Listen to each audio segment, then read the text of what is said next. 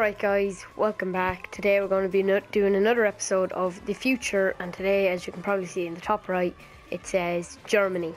So today we're going to be looking at the Germany team that will probably play in the 2022 World Cup. So we're just going to get straight into this, and in goals we are going to have Brad Leno. I'm sure most of you have heard of him, he's pretty famous. There's Bayern Leverkusen.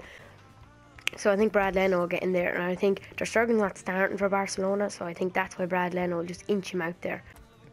On the left centre-back position, we're going to have a player named Kinter. I'm not actually sure if he played in the under 21 World Cup. This fella is quite solid. He doesn't really start for Borussia Dortmund, but you can see he was only born in 1994, so he's quite young yet, and he still has plenty of time to break into that first team. I have seen him play a few times for Borussia Dortmund because obviously they're quite a big team. They are on telly quite often and stuff. So I've seen him play often enough. Now beside him is a player that you're probably not too familiar with. I've seen him in the Under 21 World Cup. I do enjoy watching that. Now Germany in recent times have been useless in the Under 21 World Cup. I think they qualified for the latest one, but they didn't qualify and they got knocked out in the group stage in the last two. And before that they won it. That was with like Hummels and all them. They won it. So there we put in a player called Heitz. He actually plays in Bundesliga too, but he does play a big part in the under 21 team. I haven't seen him play too often. I've seen him play in the under 21 games. He doesn't make a big impact. I think I've seen him play one game. He was average, but there's no real other selections. Their other centre back, I can't remember his name at the moment now, but he's not as good as Heitz. Heitz has more caps, I think, so it's just the way. That's why I put Heitz in there. At right back is really a matter of what you think. I'm putting in the funny-haired guy. I'm sure some of you've probably seen this in the worst hairstyle videos and stuff like this. This fella's name is Zimmerman. He also played a part in the Under 21 World Cup. He plays quite often for Borussia Mönchengladbach. At left back, it's going to be... Actually, I can't remember his name now. I know if I saw his face. Oh, sorry, Eric Drum. Yeah, do you know the guy that's the substitute left back after Schmelzer for Borussia Dortmund, another Borussia Dortmund player? He literally, I think he has one competition and he outbeats him by quite a bit. Eric Drum, he hasn't really broken into the first team again. Player with a bit of time, born in '92.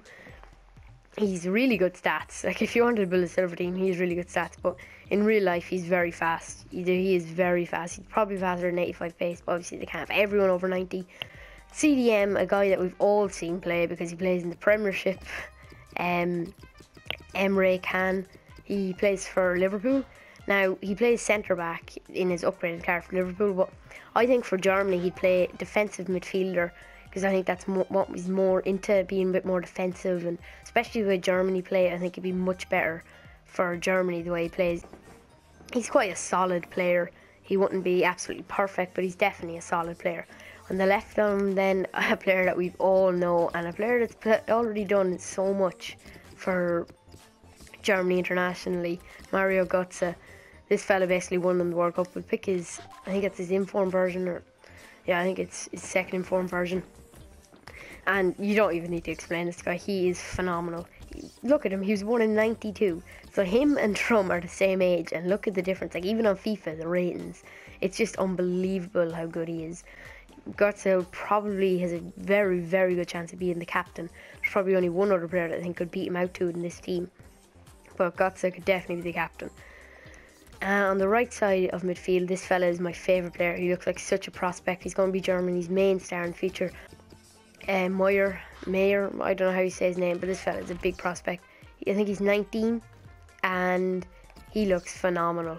Even in real life, it's just 3-star skill moves doesn't even do him justice. He's very good at dribbling. He will run, mostly up the pitch, but he will run. He wants to score goals. Plays for Schalke. I'm not even sure if he's a first team star, but I've seen him play a lot. He's very, very good. On left wing, probably the best German player at the moment. Because obviously I would say Philip Lahm, but he's retired. So Marco Reus, he wasn't actually the player I was talking about to beat Götze out for the captaincy. Reus, you all know Reus. He hasn't been having too much luck with Dortmund at the moment, obviously. Maybe they should let a couple of these more youngsters get a lot more games. But they're obviously climbing up the table. But Rice is always a big part for Germany and Dortmund. He's such an influential player. He's so good. On the right, we're going to have a left winger.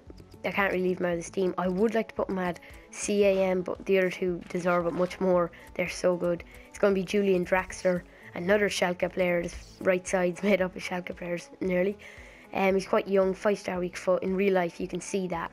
If you've seen these played in Champions League, Draxler has played a couple of times, I think. And he can just, he's so unpredictable because he can use either foot. He's just so hard to deal with. He's 78 shooting there, which is really good for a winger. Now we move into the middle, and because Germany don't have any big strike, not as in height, but any big strikers that everyone knows or anything. Obviously they have Klose, but Klose is well gone now, and they have Keebling, but Keebling's gonna be gone at this stage. I think the person they're going to play is a deep striker, so I have this formation. This formation is specific for this. I'm going to put in his ST card. Is going to be Muller. Muller could play anywhere. He could play cam, he could play CM, he could play on the wing, he could play striker, and he'd be great in all those positions. We've seen him play in the World Cup, and he was phenomenal. We all know how great Muller is. I think he could be the captain for Germany. Him or Götze. Alright guys, so we've got the subs here. Usually I do it in formation and position on the subs bench, but I decided to change it up to players I think would be more influential to the Germany team. So I mightn't be talking a bit too much about the guys on the end there and the reserves, but the guys on the bench probably get a bit of talking. So Volland, or Zac Efron as we all know him, what a beast. He is just unbelievable. He's trying to break out of that under 21 team. He's still probably in that category. Next we have Bittencourt, plays for Hanover. I actually seen Bittencourt play at Cam more, I think it was in about FIFA 11 stages, 2011, 2012. I seen him play more back then, and I actually think he might have had long hair. I can't remember exactly now, but I did see him play more back then, and he's clearly just gone up in the standards. I do a bit of research before this to see who are the players that are next stars and stuff. He was definitely high up the list, and I see him play a couple of years ago. Even though he was young, he was still very, very good, and he's obviously just improved. Next we have Nico Schultz, probably the exact same as the other two. He's a great player, so fast. He cannot shoot at all. He's nearly a left back. If Eric Drum turns out to be injured, it'll probably be Nico Schultz that'll be turning up and saying, "Here, Nico, it's not in there." Or maybe he'll just get the spot altogether, because he is very good at defending. Not so much attacking, as you can see he's 48 shooting there. Does have 70 dribbling, but he's a very good player. Another star for the under 21 team. So next player moving on to is Hoffman. This fella's a beast. If you see him in real life, he looks scary. Even his face in that picture is scary. He's 6'5", and he is just a beast of a man. Look at him, like 60 pace on that card, but what a man. He's not amazing in real life, but because Germany have so little strikers and stuff, I think he could play a big part in the Germany team. Next player is Littner. Littner is a great player. I really wanted to put him in this team, but there was just no space. If you look at that midfield, like, how would he get in there? He's a great player. I've seen him play for Stuttgart. And I'm trying to speed it up here because I don't want the video to be too long. Ter Stegen, I already kind of explained that in the video. He's a sub-keeper for Barcelona, so unless he moves, don't think he'll ever get first team action. He'll always be the second team goalie for Germany. Gunter, again, that was the fellow I was talking about. His competition for Drum. That's all he is. He's not playing for a good enough team, I think. Stark, he's a centre back. I don't know why he's CDM there. He's very young, so it's very hard to tell. He's a great rating.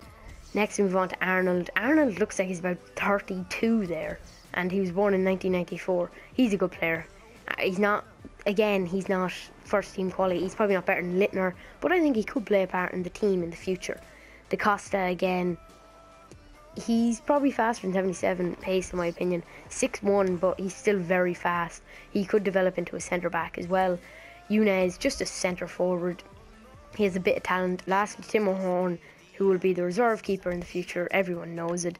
And he's just kind of there to be there. I have seen him play a couple of times. He's the sub-goalie, so only when the keeper gets injured, he really comes in. But that's just why I have him there.